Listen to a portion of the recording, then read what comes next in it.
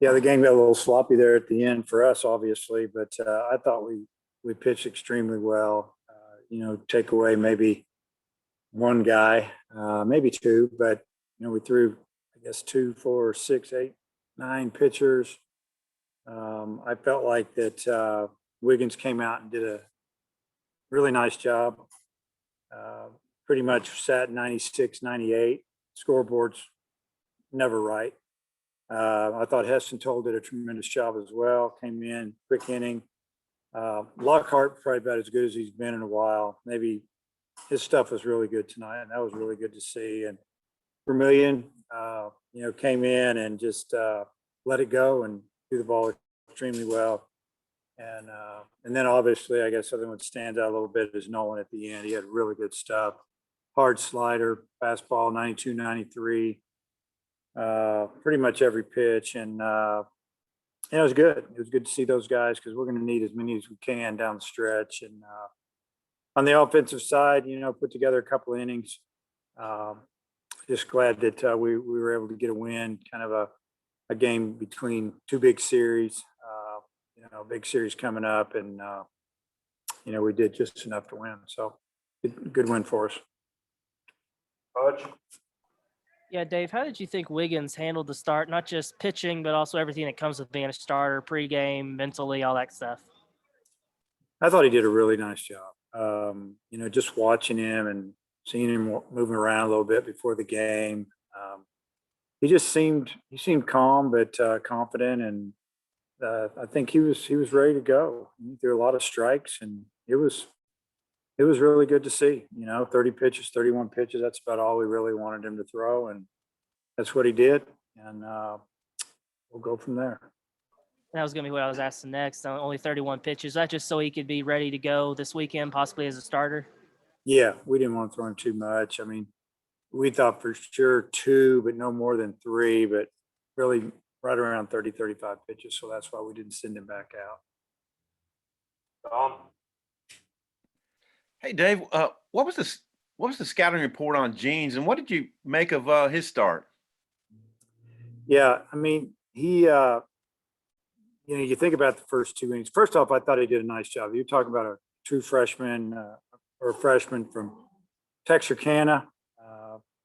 He threw two different breaking balls. He threw a real slow one, threw a slider type pitch. He, throws fastball 90 miles an hour. And I mean, the first two innings, we should have got him. We didn't get him. He walked forward in the first two innings. We didn't score a run. We had a runner first, second, nobody out to start the game.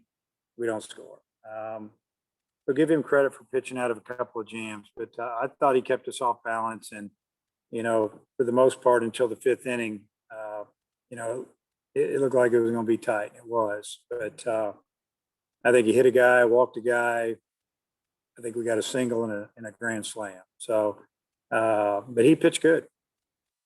Yeah. And how important was it for you guys to get in a game where you could throw a bunch of pitchers just because you haven't had a midweek in a while, I think it was really important. It's just, this time of year, and then for the pitchers that haven't gotten to pitch much lately or have had outings that haven't gone their way and they haven't been on the mound for a while, you could tell they pitched a little bit of an attitude, even though it was a one inning situation or two hitters. I mean, Nolan, it wasn't real good at LSU. His first time back, it was real good today and tonight. And then, even Vermillion, he gets one hitter, and it looked good. It looked good coming out of his hand. And Lockhart, like I said, that might have been some of the best stuff he's had. And he gave us two strong innings, had good velocity, command. It was really good to see. Randy? Dave, at times the play was sloppy, as you mentioned. What do you attribute that to? Oh, I don't know. I don't know. It's baseball sometimes. It was a couple of plays. I mean, obviously we had a pop up and it was hit really high, right in front of home plate, right in front of the mound. The first baseman, in our opinion, had it under control, and third baseman came in and called him off. And he didn't catch the ball. The pop up to the catcher, we could tell from the dugout that he had overrun it, and he's 18 years old. He could be a senior in high school graduating right now, but he's here. and he hadn't played in a while. So what do? You can't really get on him about that. The pop up in the infield, yeah. And then Battles, he hadn't made a play like that all year. He started to take the ball out of his glove to flip it, and he dropped it. I mean, I guess better now than this weekend. That's all I can say. But I don't know what to tell you. It contributes to that. I think that it's a midweek game at the end of conference play, and we needed to get through this game so we could get to thinking about Tennessee. Speaking of the grand slam by Caden, he hit the ball to right field. That's not where I think his normal power zone is, right field. Well, if you come and watch us hit early, we have a round that's pretty much all Oppo ran, and he hits them in that net all day. We've seen him really develop into a guy that can stay inside the ball, and that was a slider he hit, and he stayed inside of it and hammered it. We knew it was that right when we left the bat, just because where he hit it. But yeah, that was really good to see. Yeah, most of his home runs are going to be the pull side, as most players are. But he'd been stuck on 9 for a while. He finally got to double digits. That was good to see.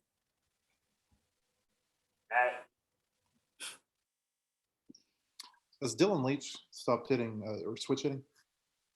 Yeah, we just feel like his swing right-handed is a lot better than left.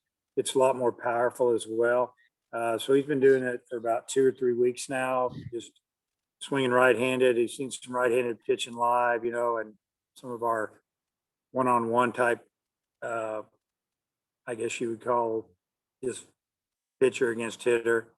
Yeah, so pretty much just swinging right-handed right now. And then looking forward to Tennessee, when Tony took the job a few years ago, he told me that he came to you for advice. And I think he said you told him something along the lines of, that's a program that has been great. It can be great.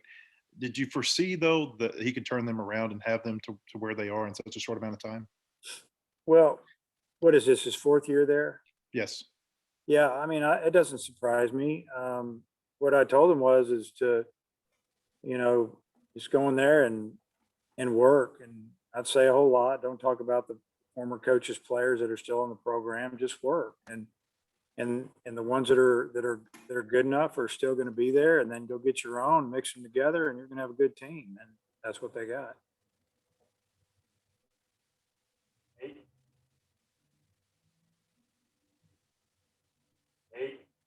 Oh, I'm sorry, I couldn't hear you. Just as far as Tennessee, just what do you look for from their personnel, and what do you see from them? Well, they have an older team, very athletic. They like to steal bags. They'll put some pressure on you if they can, but they've started hitting the ball out of the park the last few weeks. And that's been a big part of their offense is the home run. Probably for the last maybe 4 or 5 weeks, they've hit the ball out of the park a lot. But their pitchers throw a lot of strikes. They don't put you on. They compete hard. They've been really good at home. They've been good everywhere, obviously. So, I mean, they're well coached. They're hard nosed. They're on a mission. Look like it's a fun bunch to be around. Also, with Nolan's performance tonight, can you see him figuring in relief or even as a possible Sunday starter if you use Wiggins? Yeah, I definitely could see him coming out of the pen and us having confidence in him. I mean, what he threw tonight that's as good as I've seen him throw in a long time. Velocity was good. Location was good. Even the pitches that were called balls, they were in the zone, just down, and maybe not even down. If they were, they might have been a ball down. And they were a hard slider. He looked good. I threw a slider at 87. I think he might have thrown another one at 88. And they were in the zone. One was fouled off, one was swing and miss. So excited for him. He's been working hard, and you got to give him a lot of credit. It was a rough outing he had at LSU, and this is the first time he's gotten in a real game since, and boy, he took advantage of it. Thanks. Hutch, anything else? Yeah, Dave, Colin Smith had another couple of doubles tonight. Do you think he's maybe earned a little bit more consistent playing time, or do you think you'll continue doing what you've been doing, splitting time with him and Nesbitt? Well, I've talked with Cullen about playing more, and we feel like that. Obviously he's our better offensive option there. So, I think he keeps swinging the bat, he'll play. And then do you plan on leaving game 3 still TBA for this weekend, or do you know Yeah, you'll start? We're going to leave it TBA. You know, we're going to do what we have to do to try to win a game or two. And if we got to bring in Wiggins to close a game, or, you know, Lockhart or Nolan or any of these guys, Vermillion, we're just going to try to take them one at a time. We've got 6 games left against, you know, 2 really good teams, and, you know, every win is precious. So we're just going to try to get them. Andrew? Hey, Coach, I'm sure you keep in touch with a lot of different coaches around the league and guys that you've worked with. I was wondering what your relationship with Coach Vitello is still like. Like, do y'all talk regularly? And I'm sure you'll talk a little bit this week maybe, but can you just talk about what that's like? Well, usually during the season, don't talk to the other coaches too much. You know, example, you know, with say Will Bolt at Nebraska, Rob Childress at Texas A&M, and, you know, Sawyers, and I could go on. But, you know, talk to him a little bit before, you know, once or twice during the season, or, you know, maybe on a birthday, you send a text, or, you know, something like that. But yeah, I've talked to Tony a few times, and, you know, I follow their program and they follow ours. And, you know, I'm excited for them for what they've done. Obviously, this weekend, you know, we want to win. I want to win, but I'm happy for those guys that they're having success. Matt, final question? Yeah, just 2 on Tennessee. First off, with as far out as recruiting is done, do you still see Tony's fingerprints on your program at all? And how much would you attribute maybe the from about 17 on the role that he's had in at least assembling some of those players? Yeah, there's I think Opitz is a guy that Tony, I mean, I don't remember how it all went down, but Tony started recruiting him, and I kind of finished it up as far as once we decided we got him. We had to bump his offer up a little bit, and I had to tell Tony we're going to have to give him a little more. He's going to go somewhere else. But other than that, I don't know if there's, off the top of my head, I don't know if there's any more guys. But, you know, definitely when Tony was here, he did a great job recruiting. And, you know, yeah, some of the 18, 19, I mean, they're definitely, I mean, that's part of being an assistant coach and a recruiter. And that's one reason you go out and you get a job like Tennessee. You've done a good job at the previous program, or in the previous program before that, he was at TCU. And then Josh Elander spent a year with you. He got a job really young, you know, for an SEC full-time job. What have you thought about the job he's done with their hitters? Well, I think he's done a great job. You know, it's interesting when that all went down, Tony wasn't sure that Josh was the guy because he didn't have the recruiting experience. And, you know, we kind of had to talk Tony into it a little bit, you know, that Josh is ready. And, you know, I don't know. It was a very interesting time. I really liked Josh, thought he was going to be a great coach, and was a great coach. Needed to get on the road a little bit, and it ended up being a really good fit for Josh to be there. Thanks for your time, Coach. Okay, we'll see you guys.